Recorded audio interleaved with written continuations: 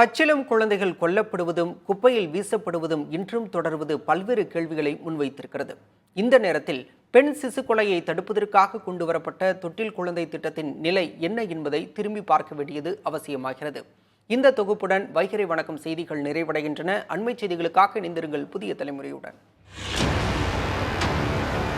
வேலூர் மாவட்டம் ஒடுக்கத்தூர் அருகே பெண்ணாக பிறந்த ஒரே ஒரு காரணத்துக்காக வெறும் 8 நாட்களில் பெற்றோரால் விஷத்தன்மை கொண்ட பாலை புகட்டி குழந்தை ஒன்று கொன்று புதைக்கப்பட்டுள்ளது.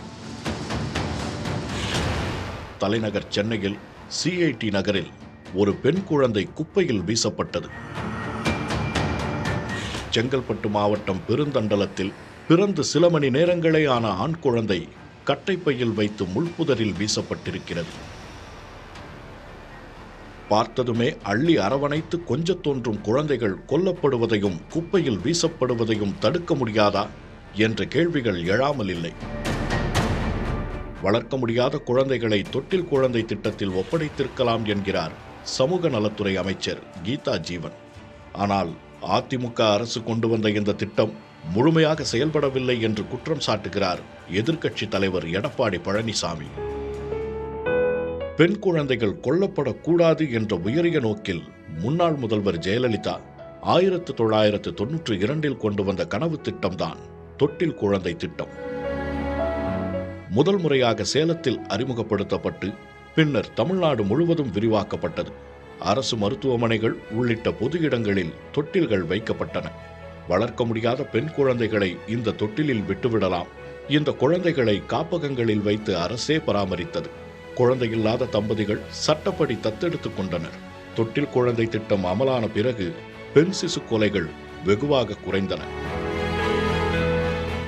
தொட்டில் குழந்தை திட்டத்தை போற்றும் விதமாக 1995 ராம்கி ரஞ்சிதா நடிப்பில் SP முத்துராமன் இயக்கத்தில் தொட்டில் குழந்தை என்ற திரைப்படமே வெளியானது.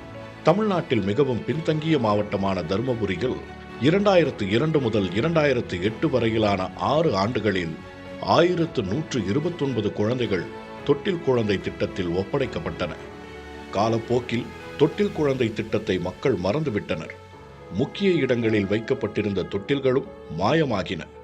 ஆட்சிகளும் காட்சிகளும் மாறி மாறி வந்தாலும் பச்சிளம் குழந்தைகள் வீதியிலும் குப்பை மேட்டிலும் புதர்களிலும் வீசப்படும் அவலங்கள் தொடர்கின்றன. இந்த சம்பவங்களே தொட்டில் குழந்தை திட்டம் கைவிடப்பட்டு விட்டதா என்ற கேள்வியை வலுவாக எழுப்புகின்றன. இது பற்றி கேட்டபோது தொட்டில் குழந்தை திட்டம் சில மாற்றங்களுடன் மேம்படுத்தப்பட்டிருப்பதாக சமூக நலத்துறை அதிகாரிகள் கூறினர். வளர்க்க முடியாத பச்சிளம் குழந்தைகளை பெண்ணாக இருந்தாலும் ஆணாக இருந்தாலும் அரசிடம் ஒப்படைக்கலாம்.